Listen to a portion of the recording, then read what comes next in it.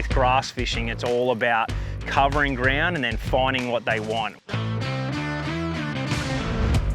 You're actually looking for contours and little spots, just like you are offshore. Got him. A little chatterbait fish. Half-ounce chatterbait. One of my favourite chatterbait trailers. Nice little bass. Just slid out a little bit wider and just started to see a little bit of grass again. Saw the grass on 360, wave live over it, saw a couple fish sort of cruising around in there. One of the biggest things with a chatterbait, I've learnt so much over the last couple of years. There's so many different options with a chatterbait, and when you figure it out, it's lights out. And usually, once you get that bite, you can then run around and replicate it everywhere you go.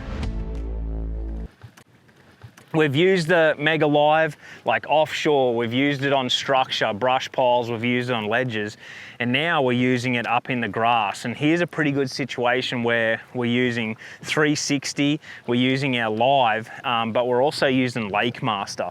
And so here on 360, we can see this is sort of a really good picture to show you everything. Here we've got an inside creek channel, drops down into about 12. Then we've got a flat, and we've also got these little, these are key little spots right here. Like this potentially will have a shell bar on it, same with this little spot here. So these are gonna be high percentage areas. And so I'm up on the flat right now. I'm gonna get in this creek channel, and I'm gonna throw up onto the flat, up onto these high spots, and bring my chatterbait or bring the worm out across here. And I'm gonna use 360 to see these hard spots, see the grass here, and then see bigger, heavier clumps of grass. And Live is gonna do the same thing. So you can see here, we can see how tall the grass is, how deep it is, if there's any depressions, and I'm actually gonna be able to see if there's fish swimming around in the grass. I'm gonna keep moving and try and get some bites. When it comes to grass, majority of the fish are gonna sit on the edge, wherever there's a wall. And we're seeing this hard wall of where that grass line starts. So I'm actually able to cast up there and then work my chatterbait, my worm, down this wall. And the strike zone's usually there or there. Like there, you're gonna be your two spots. And now I just gotta figure out what they wanna bite, what color chatterbait, what weight, what trailer. Just like anyone, I probably own one too many chatterbaits. This is my chatterbait box. This is kind of how I store them. The main keys with a chatterbait are going to be the weight and the color. When it's clear, you've got to go clear when it comes to color. So I'm going to go super clear in the skirt, and then I'm going to go like super clear bait fish, like that bluey, see-through, transparent color when it comes to a trailer. I'm going to match the trailers as best I can in every scenario.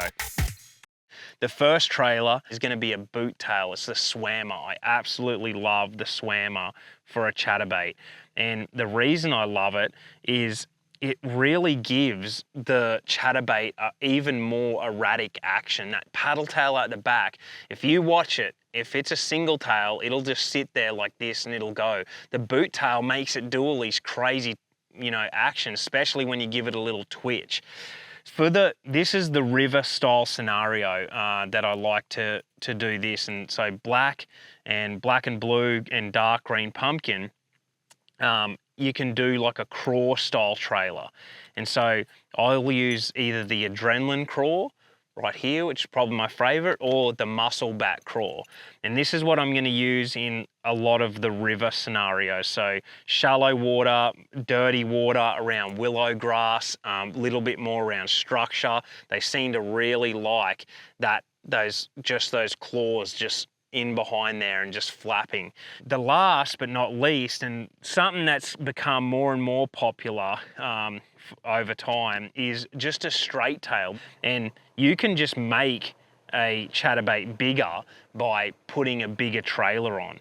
And so I cut a little bit of that whiplash shad off, and then I have that straight tail. And honestly, this has one of the best actions that you can get when it comes to a chatterbait. A straight tail, it has such a cool vibration. It's a little bit more subtle, I would say. Doesn't move as much water, but fish cannot stand it. They're my 3 go-to chatterbaits, and then you can just vary that up in as many different colors and scenarios as you like. So I'm trying to catch some fish up in some like 5 feet, just scattered hydrilla right now. And this works the same for like eelgrass and like a bit of shell. You have more control when you just use your rod. So instead of like winding and keeping that consistent, I'm gonna stop and I'm just gonna like drag it almost. I'm just ticking it through that grass like that. I'm not using my reel, I'm just using my rod. And as soon as I feel that blade vibrate, I just slow down, just keep it ticking, just ticking the bottom. And then if I feel it's got a bit of grass on it, I can give it a snap. But sometimes when they're finicky fish, they don't like that snap. And so I'll just keep pulling it through and just hope that it breaks free. But sometimes you got to give it that little twitch. You need a soft action rod. You need to allow that fish to really get up and eat the chatterbait and get it to the back of their throat. If you are too fast on the gun and you feel too much, you'll set the hook too fast and you'll just miss so many fish. So for me, we designed the Miller Rod Swim Freak, and it's 7'8". It's graphite, but it has fiberglass composite in it, so it's extremely light and nice to use and nice to cast. I like that feel, and I like to be able to snap it out of the grass. So you want some power, some backbone to be able to work that chatterbait, get it to snap out of the grass and come free. For the reel, a slow 6.2 is great ratio when it comes to reel. Chatterbaits are hard on reels, so you want a good quality reel because they vibrate and they pull back so much that you want a high quality reel so those gears and drag and everything will stay smooth for you. When it comes to line, I use pretty much one 18-pound Sunline FC Sniper. The more stretch you have, the less you'll feel, the more time you'll give that fish to actually grab that chatterbait and get it down, and you'll get the hook in them and then they'll stay hooked. Oh, they're gonna bite. Here we go. Here we go. It's like the ultimate grass fish. Right on that point. Oh, got him. Oh yeah, is this a bass? Oh yeah, good one. Like, those fish should bite.